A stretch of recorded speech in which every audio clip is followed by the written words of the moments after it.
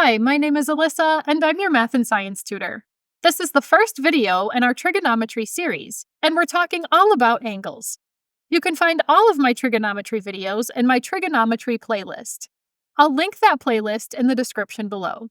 Let's get started talking about angles. The first thing we need to do is take a look at this diagram and learn some important terminology that we will be commonly using in future videos. First, what even is an angle? An angle is the union of two rays that share a common endpoint. Let's break that definition down a bit. A ray has a starting point and it continues indefinitely in one direction. Rays are drawn here in red and in blue. And those rays are the sides of our angle. Those rays start and meet at one common point, and that point is called the vertex. I've highlighted that in purple. The space between these two rays is our angle. Finally, it's important to note that our angle is in standard position. That means that one side of the angle, called the initial side, is on the positive x-axis, and the other side of the angle, called the terminal side, moves away from the x-axis. An angle can be positive or negative. Generally speaking, when the terminal side of our angle travels in the counterclockwise direction, the angle is positive.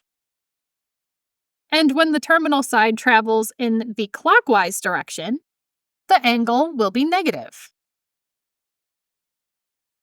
To help process that information, let's go ahead and draw both positive 45 degrees and negative 45 degrees in standard position. First, we'll draw our initial side, which is always on the positive x-axis in standard position.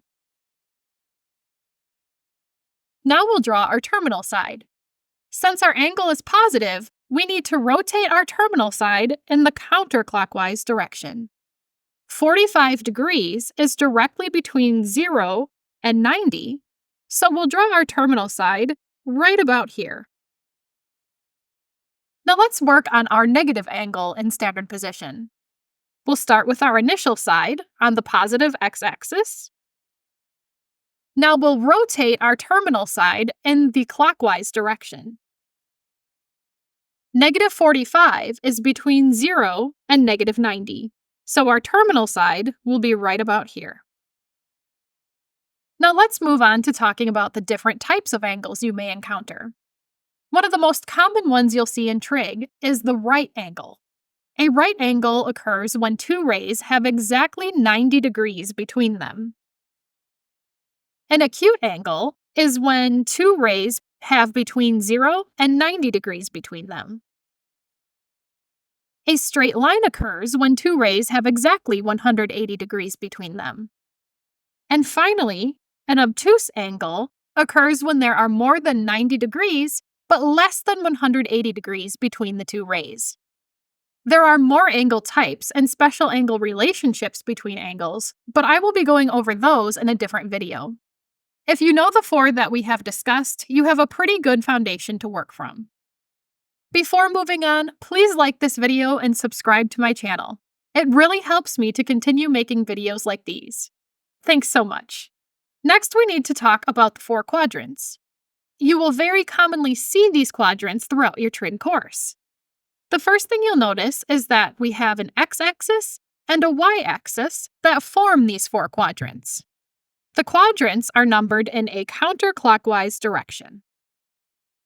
If we start on the positive x-axis, we start at 0 degrees. As we move in a counterclockwise direction, we eventually reach 90 degrees.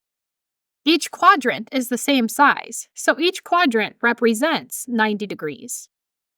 As you move from 90, you will reach 180, then you'll reach 270, and as you travel back to the positive x-axis, you'll land at 360 degrees. One full rotation around all four quadrants is 360 degrees. If we were to draw a point in quadrant 1, we could give that point's coordinates.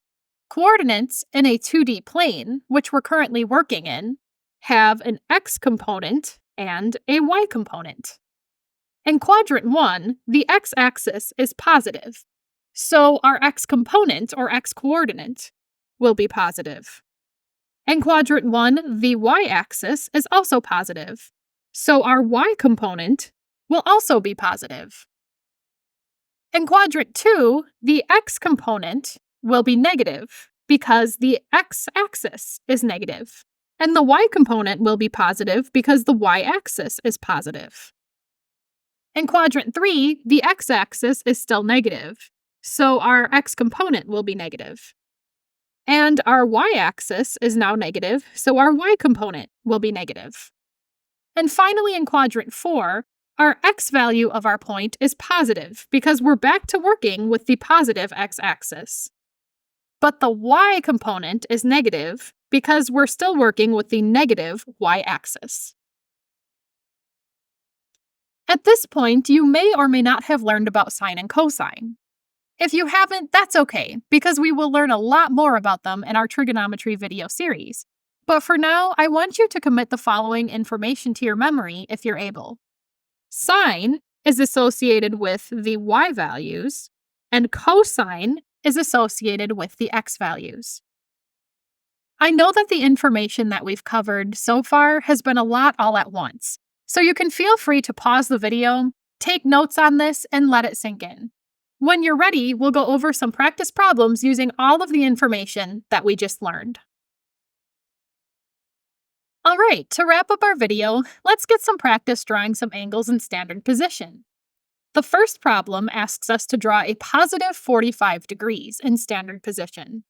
We learned that each quadrant is 90 degrees, so let's fill in our degrees at each axis first. We have 0 degrees here, then 90.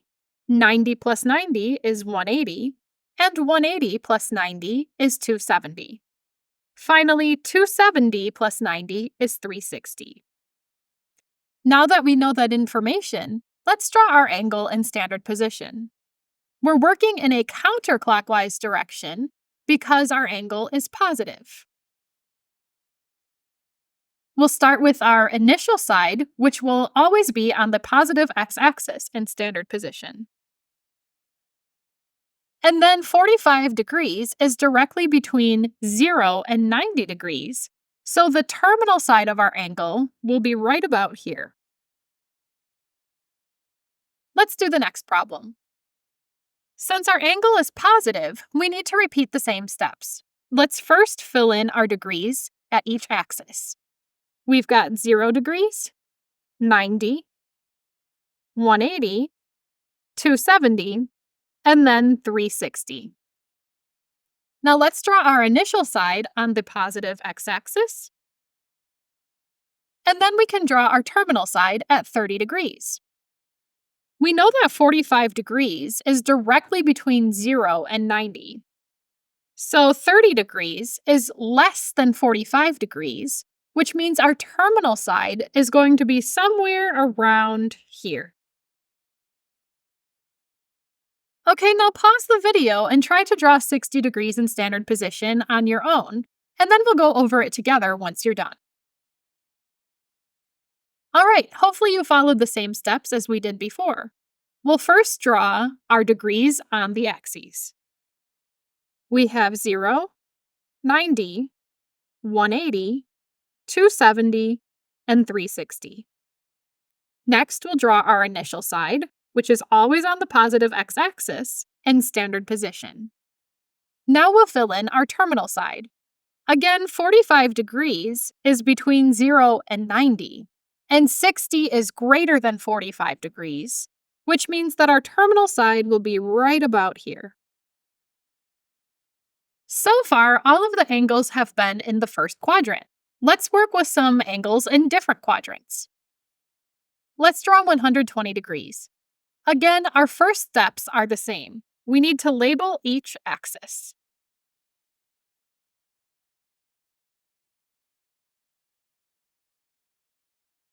Now we draw our initial side. And now let's find where the terminal side goes. 120 is greater than 90, but less than 180, so it will be somewhere in quadrant 2. But where? Sometimes you will easily be able to tell if the angle you are trying to draw is closer to one axis or the other. And then you can take a good guess at where the terminal side would go. But other times, it will be much harder to tell. So there's a trick that I like to use that lets me always put the terminal side exactly where it should be. My trick is to figure out what angle is directly between my two axes. To do that, you just add the axes together and divide by 2. In our case, one of our axes is 90 degrees and the other is 180. We can add 180 plus 90 to get 270. Then we need to divide 270 by 2, and that equals 135 degrees. So we know that the center of quadrant 2 is 135 degrees. The angle that we're trying to draw the terminal side of is 120. 120 is less than 135, meaning that it will be closer to 90. So we'll draw our terminal side right about here. Let's try another one. This time we're drawing positive 240. We're working with a positive angle, so our first steps will be the same. We need to label the axes.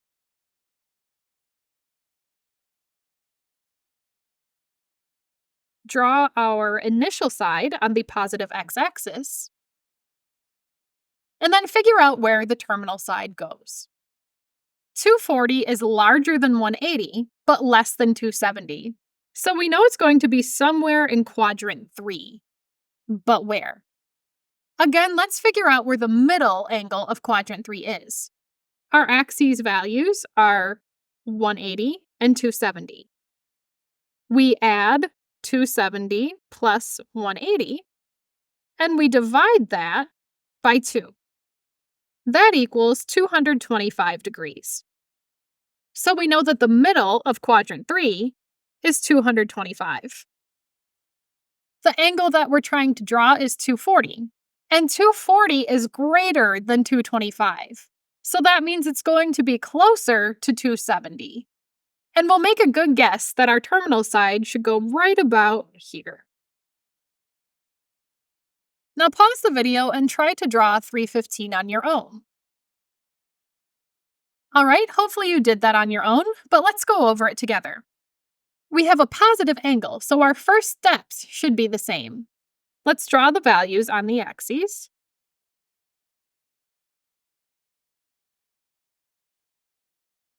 Let's draw the initial side. And now let's find where the terminal side goes. 315 is greater than 270, but it's less than 360. So that means it's going to be in quadrant 4. Now let's find the middle. 360 plus 270, all divided by 2, is equal to 315. And that's the angle that we're trying to find. So it turns out that our angle is directly between 270 and 360 and in the middle of quadrant 4. So we can draw our terminal side here. Hopefully you're feeling a lot more confident with drawing positive angles. Let's look at how to draw negative angles. The first problem wants us to draw negative 45 degrees in standard position. The steps are the same, we just need to be careful with how we label things. Since our angle is negative, we'll be working in the clockwise direction now. Let's first label our axes. We always start at 0. Now moving in a clockwise direction, this axis becomes negative 90. Then negative 90 plus negative 90 is negative 180.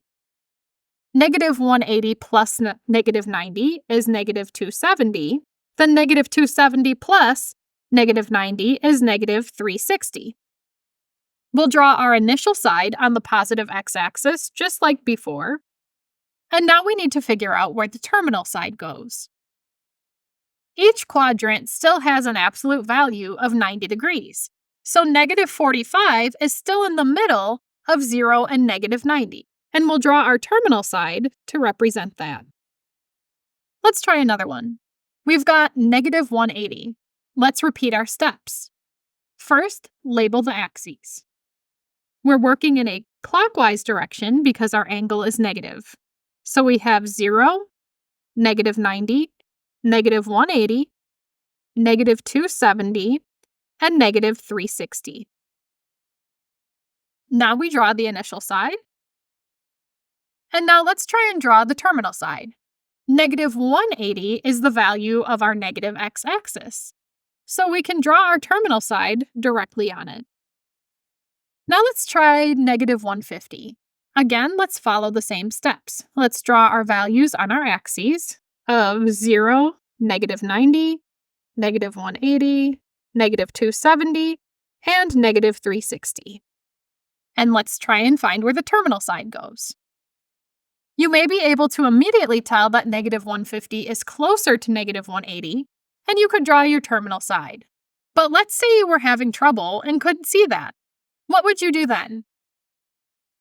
Again, I like to find the center angle and then draw the terminal side based on where I know the center is. To do that with negative angles, we can follow the same process. We just need to be careful not to forget our signs. In this case, we have negative 90 and negative 180 on our axes. Negative 180 plus negative 90 is equal to negative 270. Negative 270 divided by 2 is negative 135. So we know that the middle of this quadrant is negative 135.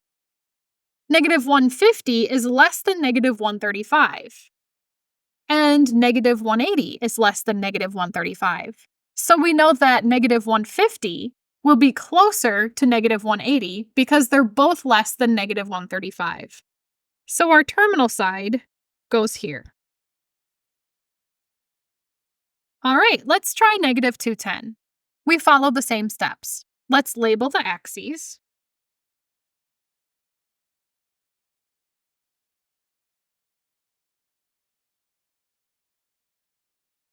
And let's find the terminal side. Negative 210 is between negative 180 and negative 270. So our terminal side will be somewhere in this quadrant. Negative 210 is much closer to negative 180. So our terminal side will be right about here. Again, if you couldn't tell that right away, that negative 210 was closer to negative 180, you could use my trick to find the center angle. And we can't forget our initial side. Finally, go ahead and try negative 315 on your own. Pause the video, and when you're done, we'll go over it together. All right, we follow the same steps. Label the axes.